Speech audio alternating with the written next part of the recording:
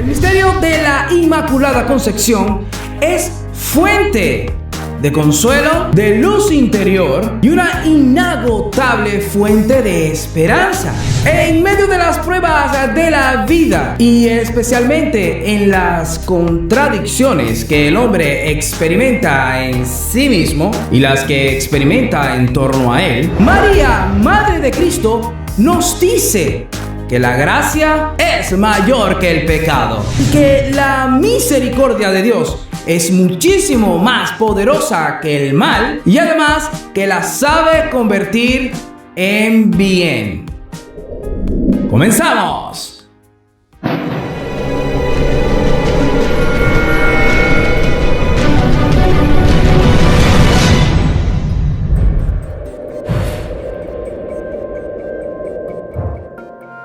¡Hey! ¡Shalom braja para todas y todos mis hermanos queridos! Sean nuevamente bienvenidos a este su espacio, a este su canal, Genio JP Lizar. Y ya saben ustedes que este es el espacio donde yo los quiero acercar un poquito más a las reales maravillas de la palabra escrita de Dios, la liturgia y cuanto la iglesia nos ofrece. Y como lo oyeron en la intro y lo vieron en la miniatura del video, vamos a hablar de la Inmaculada Concepción. La verdad es que es un tema bastante hermoso para desarrollar y, ¿por qué no?, para debatir. Es un tema que verdaderamente puede parecer muy controversial por aquello del dogma que en sí mismo su nombre lo indica, una Inmaculada Concepción. Y vamos a introducirnos en la profundidad de este tema, donde vamos a tocar aristas bastante particulares, sin entrar por supuesto en lo que es la fiesta, la solemnidad que acabamos de celebrar este 8 de diciembre. Será tema para otro video.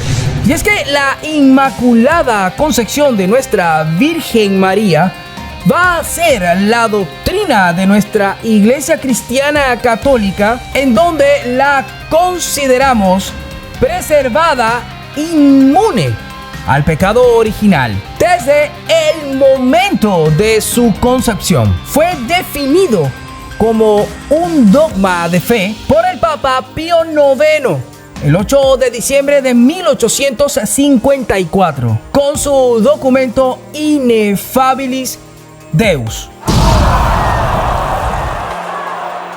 Desde el siglo II, nuestra tradición cristiana ha considerado a María santa de una manera muy especial y sin pecado. Mas, sin embargo, este dogma que enseña que ella es inmune al pecado original, ciertamente no está expresado claramente en la Sagrada Escritura, sino que más bien tiene su fundamento en un razonamiento teológico. Era apropiado que la Madre de Dios estuviera desprovista del pecado para que pudiera acoger en su seno al Hijo de Dios encarnado. Y obviamente la falta de claridad escritural explícita dentro de la Sagrada Escritura da los orígenes a las acaloradas discusiones o debates tenemos hoy en día, no solo con las iglesias separadas. Ahí no entraremos nosotros, sino también entre los teólogos que la consideraban desde el principio en su concepción como inmaculada, y entre aquellos especialmente dominicanos y tomistas que la consideraban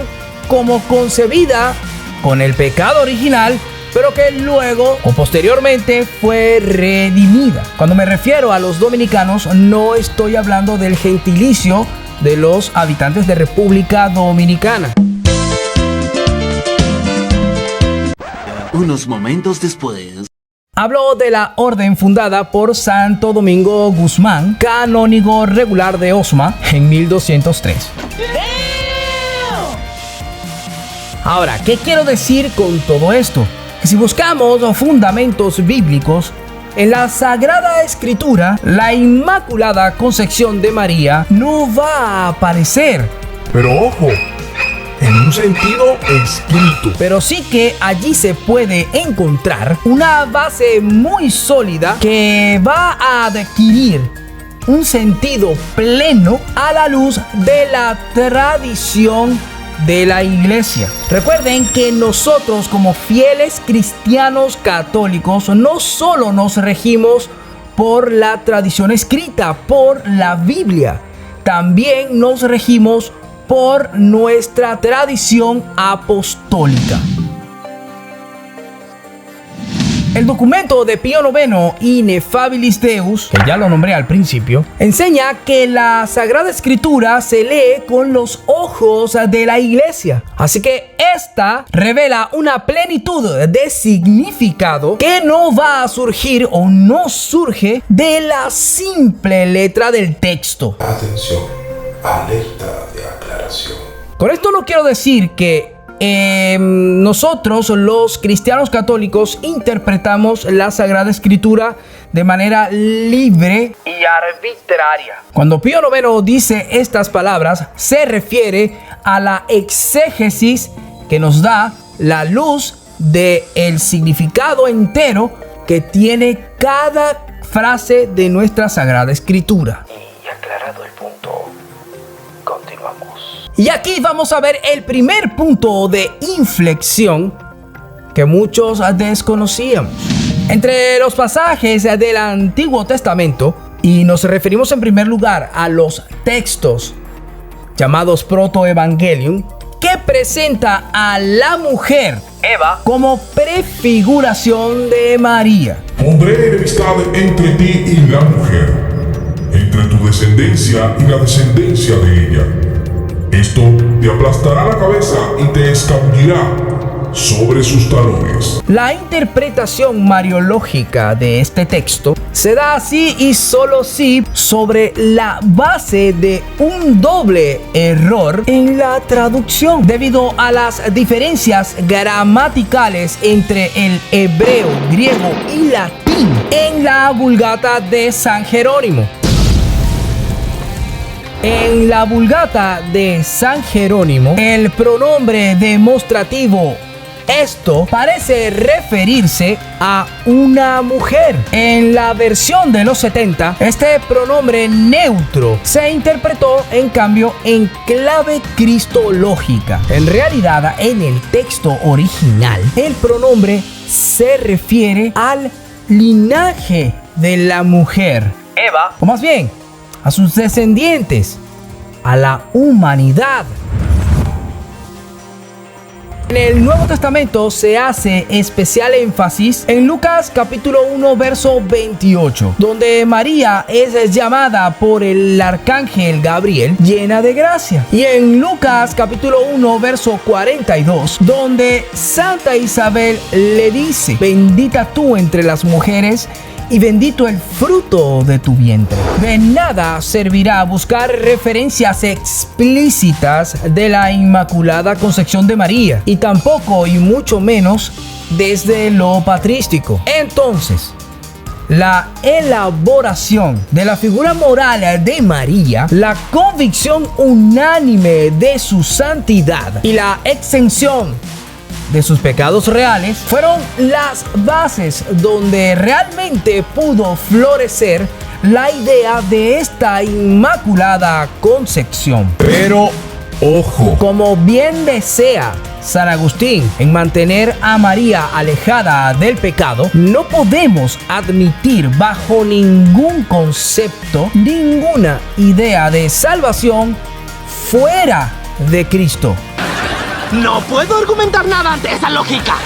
Así que, por tanto, devuelve a nuestra Virgen María la condición de su humanidad. La necesidad de no separar a María de la redención de Cristo llevó a teólogos medievales a afirmar que María fue purificada del pecado original en que fue concebida. Luego, el camino hacia la afirmación de la Inmaculada Concepción como afecto a la acción salvífica de nuestro Señor Jesucristo fue pavimentándose a lo largo del tiempo con algunos teólogos también. El primero en afirmar que María estuvo libre de pecado, del pecado original, fue Pascasio Radberto en el 865. Pero sí que es verdad que el primer teólogo refiriéndose a la Inmaculada Concepción fue Eadmero de 1134, quien fuera discípulo de San Anselmo de Canterbury. Y bueno, aquí estaríamos un largo rato hablando de las intervenciones del magisterio que preceden a la proclamación del dogma, pero no vamos a meternos en ese loco y aburrido predicamento. Ay, qué bueno. Muchas gracias, Jesucristo Redentor. Pero sí que nos vamos a meter desde el punto de vista del estudio doctrinal de la Inmaculada Concepción. ¡Sí! Que supone una comprensión católica del pecado original, que se puede ver bajo dos aspectos: como pecado originario, en Adán, ante la prohibición de Dios de comer del fruto del árbol de la ciencia del bien y del mal, los progenitores, tentados por la serpiente que les insinúa la posibilidad de llegar a ser como Dios, estos desobedecen y les trae como consecuencia la expulsión del paraíso terrenal, el castigo de los sufrimientos y la fatiga del trabajo y la pérdida de la integridad moral. Y como segundo aspecto vemos que fue tan original que origina el pecado, es decir, que se convierte en el origen del pecado, se transmite a todos los descendientes por generación natural. Por tanto, en los hombres, este pecado originado es la privación de la gracia y la amistad de Dios y se redime con el bautismo. Entonces, bajo esta concepción de los dos aspectos, va a convertirse en una doctrina de fe, que el pecado original se transmita a todos los hombres que nazcan según las leyes de la generación humana. Pero en el caso de María, hay una excepción. Y muy singular excepción. En previsión de los futuros méritos de Jesucristo, María fue preservada de la mancha del pecado original, es decir, del pecado original como la privación de la gracia y amistad de Dios, privación debida a la voluntad pecaminosa de Adán, ¿Quién fuera el líder de la humanidad? Así que la forma en la que María fue preservada de este pecado no fue mediante la purificación, sino mediante la conservación. Hay una diferencia enorme entre un concepto y otro. Es un privilegio concedido en vista de la llamada que habría recibido para convertirse en la madre del Redentor. Más claro, agua.